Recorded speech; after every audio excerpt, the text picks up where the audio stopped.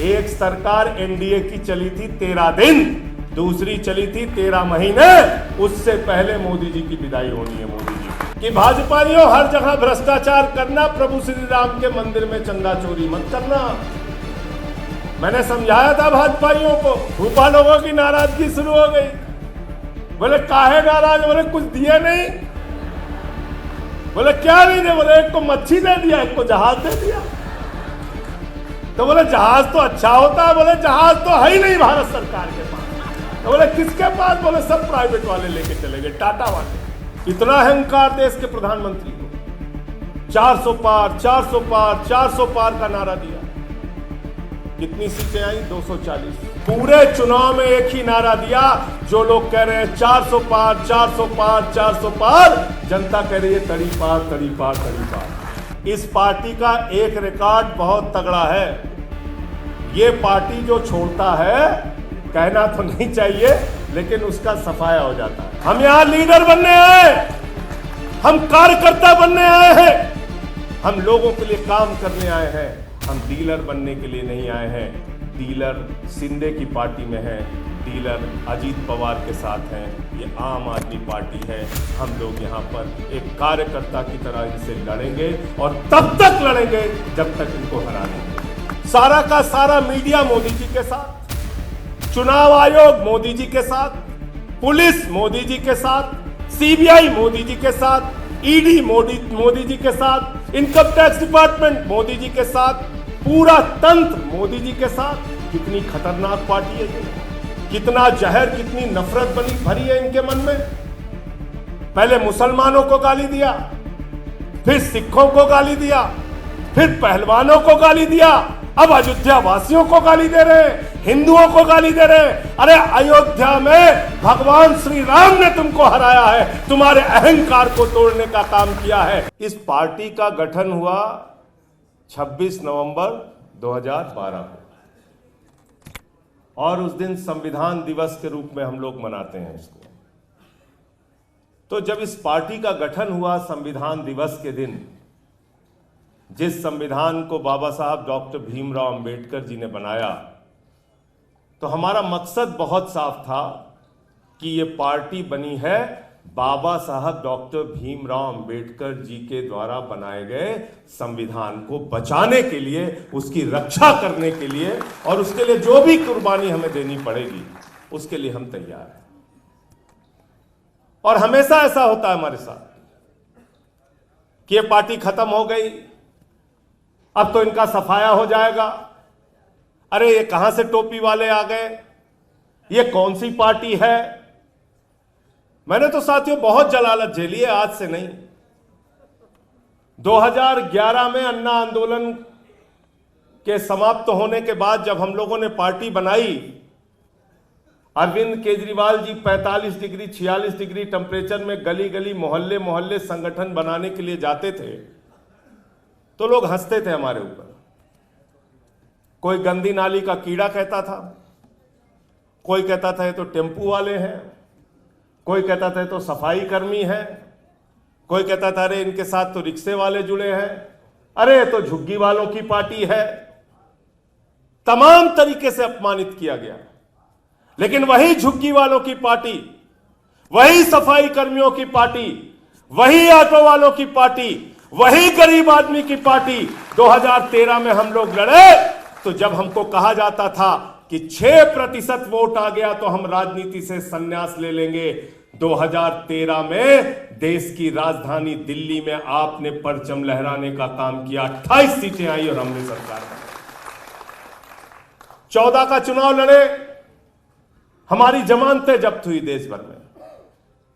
और केजरीवाल जी वो वाकया सुनाते भी हैं कि जब वो आए और अपने घर में जा रहे थे कौशाम्बी, तो गेट पे खड़ा हुआ, गेट का जो दरबान होता है, उसने कहा आ गए आप, गए थे मोदी से चुनाव लड़ने। और हमारा हंसी मजाक उड़ाया गया। और ये कार्यकर्ता जो आगे बैठे हैं, जिन्होंने 15 के चुनाव का प्रचार किया होगा, बहुत सारे लोग दरवाजे बंद कर लेते थे। कोई घर के सामने कुत्ता छोड़ देता था, कोई भगोड़ा कहता था, कोई कुछ कहता था। उस विषम परिस्थितियों में भी आपने लड़ाई लड़ी और हिंदुस्तान की आजादी के बाद सबसे बड़ा रिकॉर्ड बनाया, 70 में से 67 सीटें आई। और तब भी कहा गया था पार्टी खत्म हो गई, साफ हो गई, ये पार्टी कहा जा रहा था, पूरे देश में इनकी जमानत जब्त हो गई कहा जा रहा था। और आपने, मुझे याद है 2015 का चुनाव, झारखंड जीत के आए थे, देश का चुनाव जीत के आए थे, महाराष्ट्र का चुनाव जीत के आए थे, हरियाणा का चुनाव जीत के आए थे। प्रधानमंत्री जी अहंकार से लबरेज थे, इसी रामलीला के मैदान में खड़े हुए कहने लगे ये केजरीवाल तो बदनसीब है, मैं नसीब वाला हूं, मुझे वोट दे देना। और हमारे कार्यकर्ता रोए थे वो बात सुन के। कई लोगों ने टीवी बंद कर दिया था और कहा था मोदी जी इतना अहंकार अच्छा नहीं है, केजरीवाल को बदनसीब बोल रहे हो। और ये हालत की, दिल्ली के लोगों ने ये हालत की कि जो 2014 में इतने बड़े मैंडेट के साथ, इतने बड़े जनादेश के साथ प्रधानमंत्री जीत के आए थे, उनको दिल्ली के अंदर स्कूटर पार्टी बनाने का काम आपने किया। 3 विधायक उनसे, 3 विधायक आए। 2017 का चुनाव हम लोग लड़े, पहला चुनाव था पंजाब में, 20 सीटें वहां पे आई, सहयोगियों की 2 सीटें, 22 सीटें वहां आई। एमसीडी का चुनाव लड़े, दिल्ली में अच्छा प्रदर्शन नहीं हुआ। 19 का चुनाव लड़े, 19 के चुनाव में भी हम लोग हार गए। और जब 2020 में चुनाव लड़े तो फिर से दिल्ली की जनता ने, कार्यकर्ताओं ने, पार्टी के लोगों ने मेहनत करके 62 सीटें, 70 में से 62 सीटें आपने हासिल की। मैं ये बातें इसलिए बता रहा हूं कि भारत की राजनीतिक इतिहास में शायद कोई पार्टी ऐसी नहीं होगी जिसने इतना उतार चढ़ाव अपनी जिंदगी में देखा होगा जितना आम आदमी पार्टी ने देखा है। इसके लिए सबसे ज्यादा बधाई के पात्र आप लोग। आपने कभी साथ नहीं छोड़ा, हमारे कार्यकर्ताओं ने साथ नहीं छोड़ा, भूखे रहे, प्यासे रहे, लेकिन साथ खड़े रहे।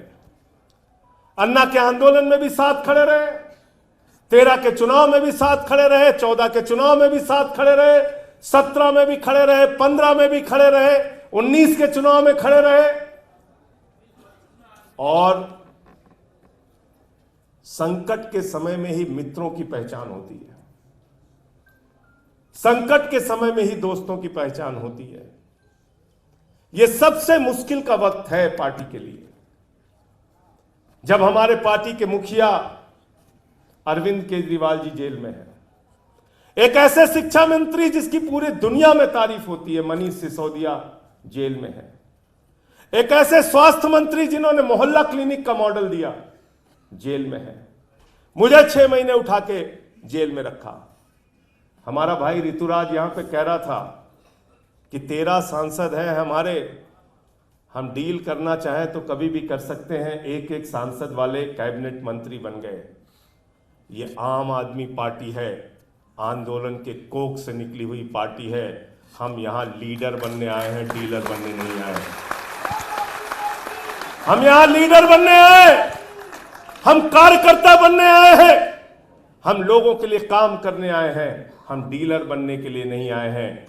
डीलर शिंदे की पार्टी में है, डीलर अजीत पवार के साथ हैं, ये आम आदमी पार्टी है। हम लोग यहां पर एक कार्यकर्ता की तरह इनसे लड़ेंगे और तब तक लड़ेंगे जब तक इनको हरा नहीं देंगे। इतना अहंकार देश के प्रधानमंत्री को, 400 पार, 400 पार, 400 पार का नारा दिया। कितनी सीटें आई? 240। और किन परिस्थितियों में? सारा का सारा मीडिया मोदी जी के साथ, चुनाव आयोग मोदी जी के साथ, पुलिस मोदी जी के साथ, सीबीआई मोदी जी के साथ, ईडी मोदी जी के साथ, income tax department Modi ji के साथ, पूरा तंत्र मोदी जी के साथ, सब कुछ मोदी जी के साथ था। लेकिन बावजूद इसके देश की जनता ने कहा हम तुमको 300 नहीं, 400 नहीं, 240 पे रोकेंगे, 272 भी नहीं देंगे। मैंने तो पूरे चुनाव में एक ही नारा दिया, जो लोग कह रहे हैं 400 पार, 400 पार, 400 पार, जनता कह रही है तड़ी पार, तड़ी पार, तड़ी पार। और कैसी पार्टी है ये? कितनी खतरनाक पार्टी है ये? कितना जहर, कितनी नफरत भरी है इनके मन में। पहले मुसलमानों को गाली दिया, फिर सिखों को गाली दिया, फिर ईसाइयों को गाली दिया, फिर बौद्धों को गाली दिया, फिर जाटों को गाली दिया, फिर मराठों को गाली दिया, फिर किसानों को गाली दिया, फिर पहलवानों को गाली दिया, अब अयोध्या वासियों को गाली दे रहे हैं, हिंदुओं को गाली दे रहे हैं। अरे अयोध्या में भगवान श्री राम ने तुमको हराया है, तुम्हारे अहंकार को तोड़ने का काम किया है। क्योंकि भगवान श्री राम का संदेश था कि मुझे रावण का भी अहंकार पसंद नहीं है, मोदी का अहंकार तो उसके आगे कुछ भी नहीं है। इतना अहंकार। क्या गाना गा रहे थे भाजपाई? जो राम को लाए हैं हम उनको लाएंगे। कह रहे थे कि नहीं कह रहे थे? भगवान श्री राम की इतनी छोटी फोटो, मोदी जी की इतनी बड़ी फोटो। मोदी जी बड़े भगवान बन गए थे, उनका हाथ पकड़ के लेके जा रहे थे। और मैं अवध का ही रहने वाला हूं, सुल्तानपुर कुशभवनपुर जिसको कहते हैं। रामपथ गमन मार्ग है एक, रामपथ गमन मार्ग अयोध्या से लेके चित्रकूट तक। तो अयोध्या हारे, सुल्तानपुर हारे, प्रतापगढ़ हारे, प्रयागराज हारे, कौशाम्बी हारे, चित्रकूट हारे, रामपुर हारे, सीतापुर हारे, सभी जगह इनका सफाया हो गया, सफाया। और मैं कहता था चुनाव के पहले कि भाजपाइयों हर जगह भ्रष्टाचार करना, प्रभु श्री राम के मंदिर में चंदा चोरी मत करना। मैंने समझाया था भाजपाइयों को, मैंने कहा था भाजपाइयों, अगर हमारे गांव में कोई मंदिर का पैसा खा लेता है, पूरे सारे लोग मिलकर उसका बहिष्कार करते हैं। अयोध्या के लोगों ने देखा भगवान श्री राम के नाम पे लोग चंदा चोरी कर रहे हैं, वहां से इनका सफाया करने का काम किया। बोले चंदा चोरों की खैर नहीं है, चंदा चोरों की खैर नहीं। क्या कह रहा था इनका एक प्रवक्ता? कहता है भगवान जगन्नाथ जो है वो नरेंद्र मोदी के भक्त है। संबित पात्रा ने कहा, गलत तो नहीं कह रहा हूं मैं? कहा ना, कहा, कहने लगा भगवान जगन्नाथ नरेंद्र मोदी के भक्त है। मैं उड़ीसा में रहा हूं, उड़ीसा के लोग जो है हमारे, वो कहते हैं जगत रो नाथ हो, जगन्नाथ हो, पूरे जगत के नाथ है भगवान जगन्नाथ। और मोदी जी कह रहे हैं, उनकी पार्टी कह रही भगवान जगन्नाथ मोदी जी के भक्त हैं। नड्डा साहब ने कहा, अरे मोदी जी तो देवताओं के देवता हैं, और सब कुछ छोड़ दीजिए।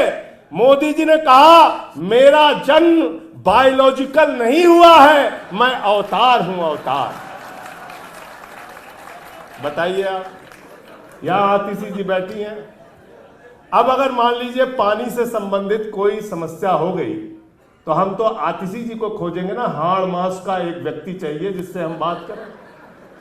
स्वास्थ्य से संबंधी अस्पताल की कोई समस्या हो गई, तो हम हाड़ मास का कोई बना हुआ आदमी सौरभ भारद्वाज जैसा खोजेंगे। अब मान लीजिए अवतार होते तो हम इनको कहां खोजते? अब हम लोग जाएंगे प्रतिनिधि मंडल लेके, सांसदों का हमारे साथ संदीप पाठक होंगे, सब लोग मिलके जाएंगे कि भाई किसानों को एमएसपी दो, किसानों को एमएसपी दो। बोले भगवान से तो आप मिल ही नहीं सकते, वो तो अवतार है, जब मन होगा उनका आएंगे। तो प्रधानमंत्री जी हमारे अवतार हैं, अवतार है। 240 पे रुक गए हैं।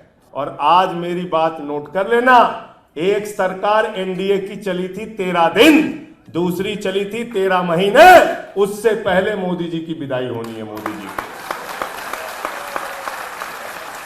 बैसाखी सरकार लेके चल रहे हैं, विदाई होना तय। अभी से फूफा लोग नाराज होना शुरू हो गए। फूफा लोगों की नाराजगी शुरू हो गई।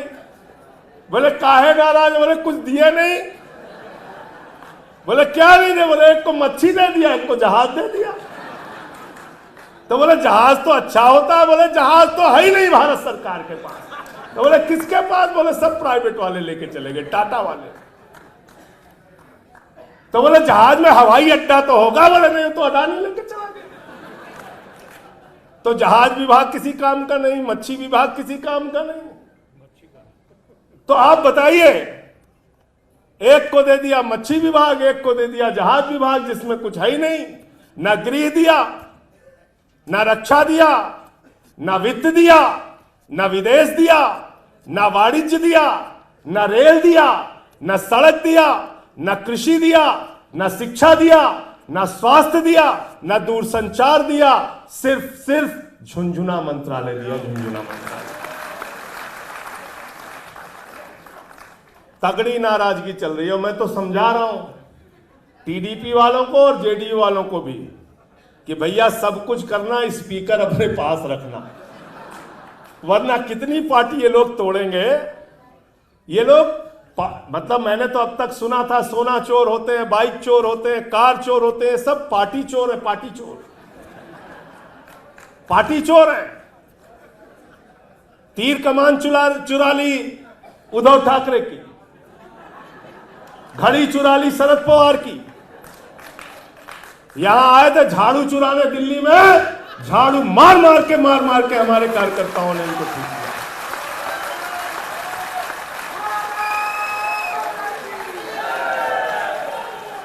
एक को पंजाब में ले जा पाए, एक को पंजाब में ले गए। हमारे सांसद को बीजेपी से चुनाव लड़ाया, क्या हाल हुआ संदीप भाई उसका? हार गया ना। कै नंबर पे था?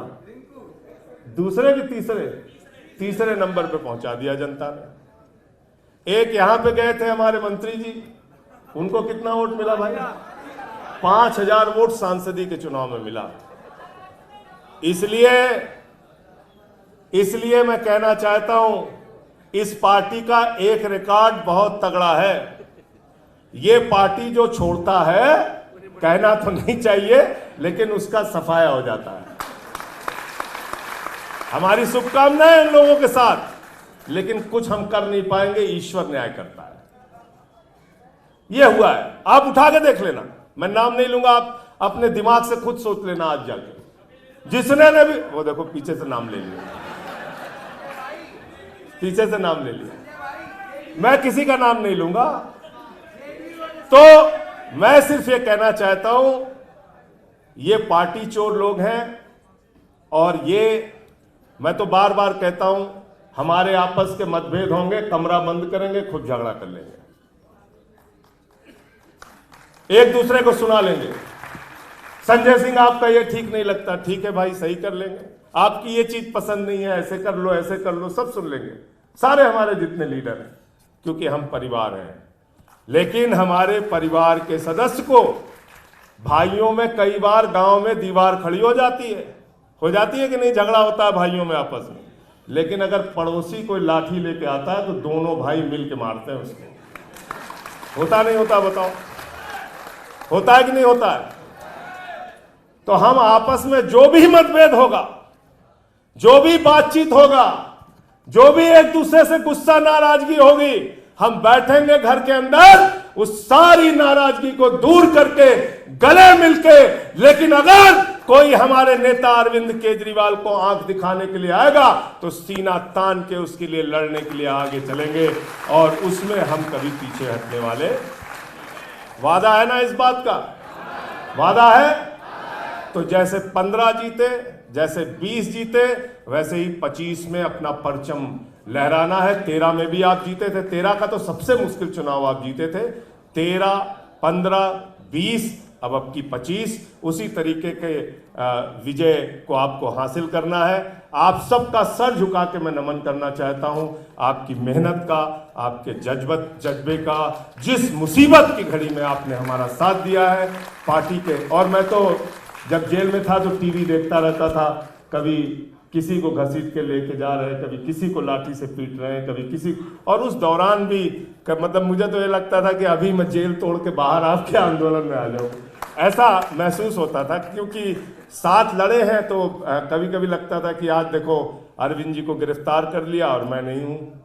तो ये बहुत अच्छी बात है अपने परिवार की कि हम लोग मुसीबत के समय में एक साथ रहते हैं। आप सबको ढेर सारा प्यार, ढेर सारा आप लोगों के जज्बे को सलाम, बहुत बहुत सलाम, बहुत बहुत। और इस चुनाव का संदेश, एक संदेश और भी है कि नफरत की बुनियाद पे हिंदुस्तान नहीं बनेगा, मोहब्बत की बुनियाद पे हिंदुस्तान आगे बढ़ेगा। हम न पाकिस्तान हैं, न तालिबान हैं, हम हिंदुस्तान हैं, हम मिल के रहना चाहिए।